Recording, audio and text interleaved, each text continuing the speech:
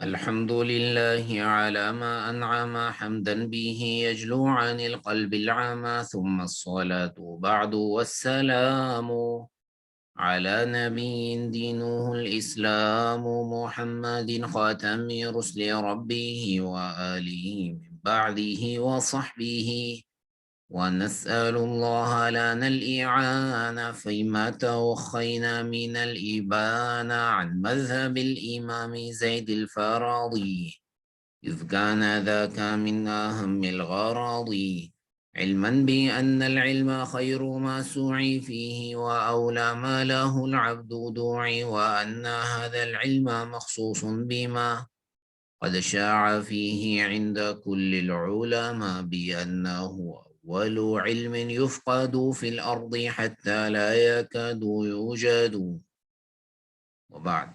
اللهم صل وسلم على نبينا محمد.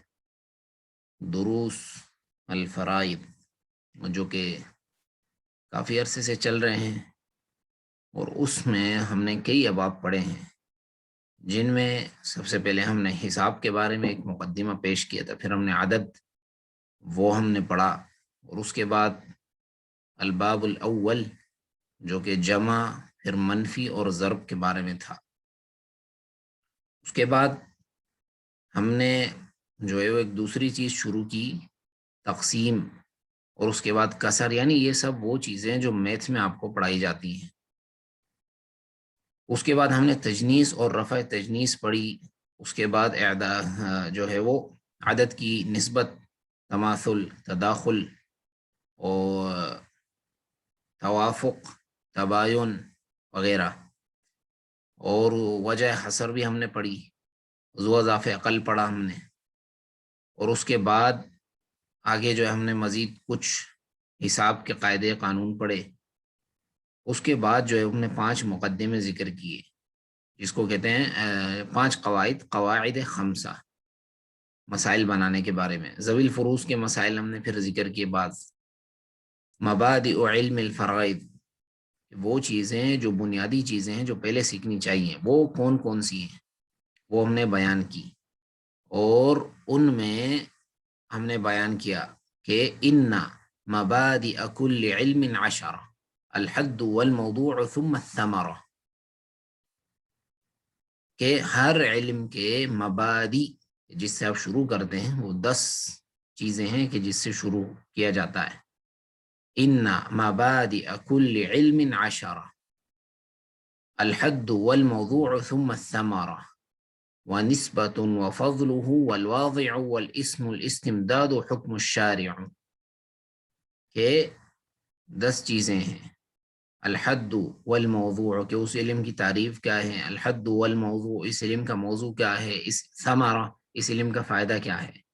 جو ہم نے بیان کیا ہے کہ فائدہ یہ ہے کہ آپ کو پتہ چل جاتا ہے کہ کس کا حق کتنا ہے، اس کو کتنا دیا جائے گا. تو الحد والموضوع ثم الثمرہ ونسبۃ، نسبہ کیا یہ شرعی علوم میں سے ہے، یعنی آپ منطق پڑھیں، فلسفہ پڑھیں وغیرہ وغیرہ، تو نسبت اس کی اس شرعی علوم کی طرف نہیں کی جائے گی، بلکہ وہ جنہوں نے اس کو بنایا ہے یونان وغیرہ کی طرف، یہ تو ان کے علوم ہیں، یہ شرعی علوم نہیں ہے. تو یہ علم فرائض جو ہے یہ شرعی علم ہے. ونسبۃ، یعنی اس کی نسبت کیا ہے، هو من علوم الشرعیہ. وفضلہ، اس علم کی فضیلت کیا ہے، فضیلت وہی جو قرآن و حدیث میں اس کی آئی ہے، احادیث کے اندر. والواضع، اور اس علم کا بنانے والا کون ہے، اللہ رب العالمین ہے. اور اس علم کا نام کیا ہے، والاسم، اس علم کا نام جو ہے وہ علم فرائض ہے، میراث کا علم. استمداد، یہ کدھر سے لیے گئے، قرآن و حدیث سے لیے گئے، اجماع سے بعض مسائل ثابت ہیں. شارع علیہ السلام کا حکم اس میں کیا ہے، حکم یہ ہے کہ تعلمہ فرض کفایہ، کہ اس کا سیکھنا جو ہے وہ فرض کفایہ ہے. ان مبادئ کل علم 10، الحد والموضوع ثم الثمرہ ونسبۃ وفضلہ والواضع والاسم الاستمداد حکم الشارع. یہ 10 چیزیں جو ہے وہ ہم نے پہلے اس میں بیان کی.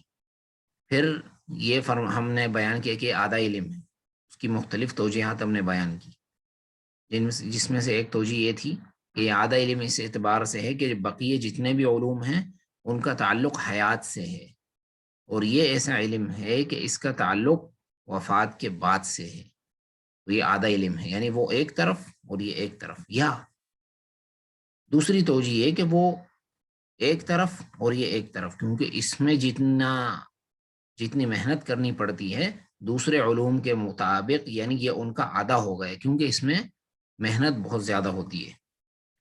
اس کے بعد ہم نے بعض مسائل اسباب الارث متفق اور مختلف جو ہم نے بیان کیے، مطلقہ کسی شخص کی بیگم کو اس نے طلاق دی ہے، کب اس کو میراث ملے گی، کب نہیں ملے گی، وہ مسئلہ ہم نے بیان کیا۔ موانع الارث ویمنع، کہ وہ کون سے اسباب ہیں کہ جو اگر کسی شخص میں ہوں گے تو اس کو میراث سے منع کر دیا جائے گا، یعنی اس کو میراث نہیں ملے گی، وہ تین ہم نے بیان کیے۔ ان ویمنع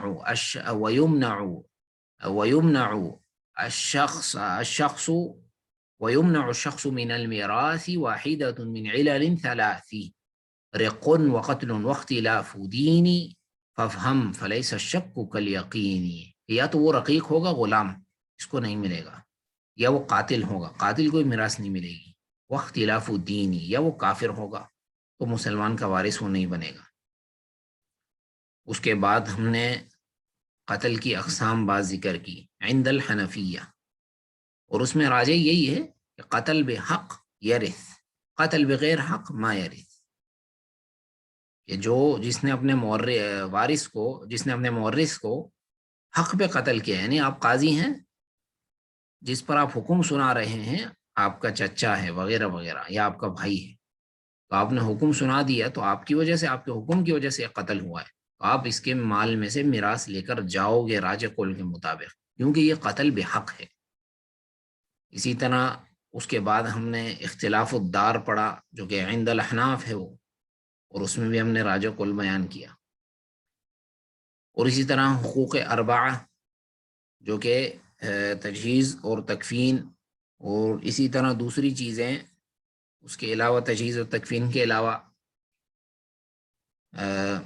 میت کا جو ہے وہ قرض ادا کیا جائے گا۔ الحقوق المتعلقہ بعین الترکہ، یہ مال اس کے گھر میں رکھا ہوا، یہ فلانے کا ہے تو دے دو اس کو۔ الحقوق المتعلقہ دیون المیت، اس کے اوپر قرض ہے، قرض ادا کیا جائے گا، پھر ثلث مال میں سے بچ جائے گا تو ثلث مال میں سے وصیت ادا کی جائے گی، پھر اصحاب الفروض کو جو ہے وہ اس سے ملیں گے۔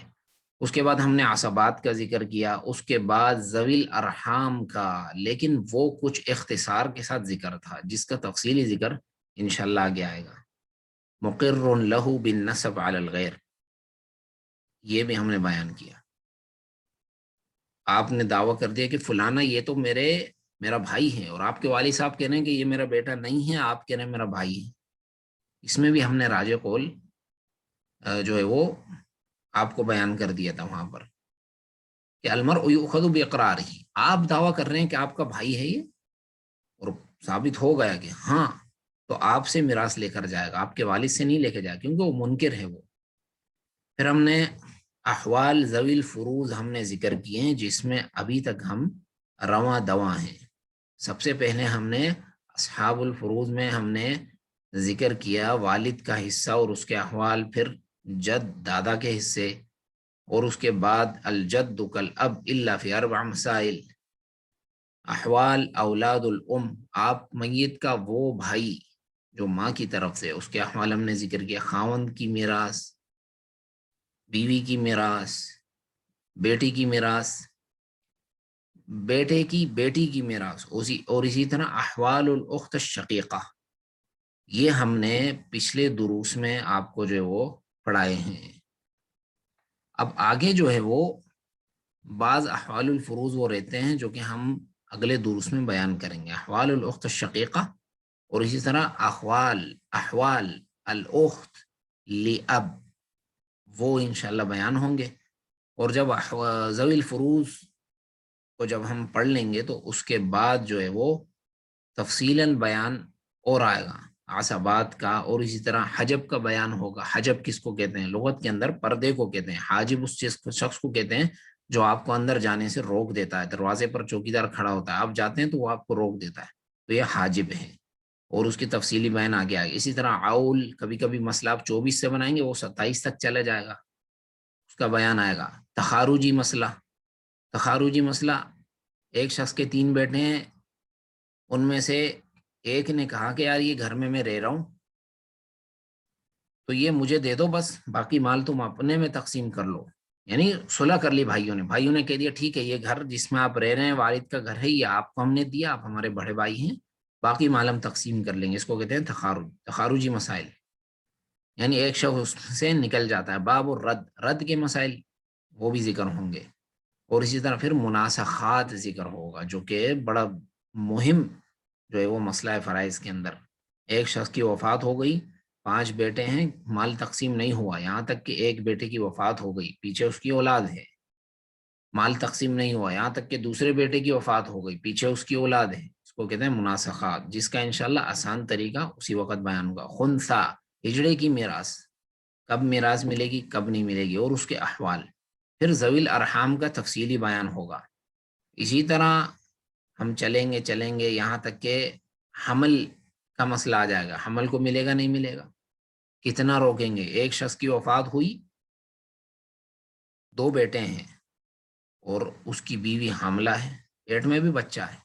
اب اس کا میراث مال جو ہے تقسیم ہو رہا ہے تو یہ دونوں بیٹے تو لے جائیں گے، پیٹ میں حمل بھی ہے، یہ بیچارہ تو 6 مہینے بعد یہ حمل یہ پیدا ہو جائے گا، باہر آ جائے گا، مال تو لے چکے ہوں گے یہ. تو اس کے لیے کتنا مال رکھنا پڑے گا، 1 بچے کا حصہ، 2 بچے کا حصہ، اس کا بھی وہاں پر انشاءاللہ ذکر ہوگا. اس کے بعد کتاب کے اختتام کی طرف چلیں گے. پھر آپ کو کتاب کا ایک خلاصہ دیا جائے گا، تقسیم و المیراث علی الورثہ، جو کہ جس میں مراجعہ ہوگا، وہ بھی 1-2 صفحوں کا ہے، بہت آسان طریقے سے. پھر عصبات کا نقشہ. اس طرح ہماری یہ کتاب جو ہے وہ ختم ہوگی انشاءاللہ. تو یہ آج کا درس یہ سمجھ لیں کہ کل مقدمہ لما ہوا یاتی، آنے والے دروس کے لیے یہ درس جو ہے کل مقدمہ ہے. اور چونکہ یہ پہلا درس ہے، یعنی اس طرح جو ویڈیو اس میں ہوئی ہے ہماری بھی، تو یہ یوں سمجھ لیں کہ آنے والے دروس کے لیے یہ کل مقدمہ ہے. اور انشاءاللہ آنے والے درس میں اللہ کی توفیق سے احوال الاخت لاب وہ انشاءاللہ ہم پڑھائیں گے. احوال الاخت الشقیقہ یہ ہم نے پچھلے درس میں آپ کو پڑھا دیے تھے. مراجعہ کے طور پر دوبارہ ہم اس کو بیان کر دیتے ہیں اختصار کے ساتھ. فرمائے کہ جب میت کی وفات ہوگی تو آپ دیکھیں یہاں پر کہ جب میت کی وفات ہو گئی تو دیکھو، یا تو میت کلالہ ہوگی یا میت کلالہ نہیں ہوگی. بھئی یہ کلالہ کیا ہوتا ہے؟ فرمائے کہ کلالہ من لا ولد لہ ولا والد، یعنی ایک شخص کی وفات ہوئی، نہ تو بیچارے کی اولاد ہیں نہ اس کے والدین ہیں، کوئی بھی نہیں، نہ اس کے والد صاحب ہیں نہ اولاد وغیرہ ہے، یہ ہے کلالہ. اور یا تو میت کلالہ نہیں ہوگی، یعنی میت کا والد بھی ہوگا، بچے بھی ہوں گے، اولاد وغیرہ. تو فرمایا کہ اگر میت کا والد دادا، اسی طرح میت کا بیٹا یا بیٹے کا بیٹا، یہ لوگ زندہ ہوئے تو اخت شقیقہ سگی بہن کو کچھ بھی نہیں ملے گا. ان کے ہوتے ہوئے، والد کے ہوتے ہوئے، دادا کے ہوتے ہوئے، بیٹے اور اسی طرح پوتے وغیرہ کے ہوتے ہوئے کچھ بھی نہیں ملے گا سگی بہن کو. اگر میت کی نہ والد ہے نہ میت کی اولاد ہے مذکر، تو آپ سے فرمایا گیا کہ اب دیکھیں اگر میت کی جو ہے وہ بیٹی ہے اور ایک بیٹی ہے تو فرمایا کہ اس کو کتنا دے دو؟ آدھا، باقی دے دو سگی بہن کو. اگر میت کی بیٹی نہیں ہے تو پھر کیا کرو؟ دیکھو اگر میت کا سگا بھائی ہے تو پھر تو یہ کرو کہ بھائی کو 2 دے دو، بیٹی کو 1 حصہ دے دو. اگر میت کا سگا بھائی بھی نہیں ہے تو پھر دیکھو سگی بہن یا تو 1 ہوگی یا 1 سے زیادہ ہوگی. اگر 1 ہوگی تو اس کو آدھا مال دے دو، اور اگر 1 سے زائد ہوگی بہنیں تو ان کو ثلثان دے دو. یہ دیکھیے سگی بہن کو آدھا حصہ ملے گا. فرمایا کہ جب صرف میت کی سگی بہن اور کوئی اولاد نہ ہو، نہ اولاد ہے نہ والدین ہیں، فرمایا کہ آدھا سگی بہن کو دے دو، باقی یہ عم کو عصبات میں عصبہ، یہ نصف اس کو مل گیا باقی اس کو. سلوسان ملے گا کبھی کبھی سگی بہن کو، وہ جب ملے گا کہ جب میت کی 2 بہنیں ہوں. 2 بہنیں، یہ دیکھیں سلوسان 12 کا سلوسان 8 ہے، 8 ہم نے دے دیا. اس کو میں انگلش میں کر دوں کہ یہ وہ آپ کو جو ہے وہ سمجھ میں آئے، کیونکہ عربی میں لکھا ہوا ہے.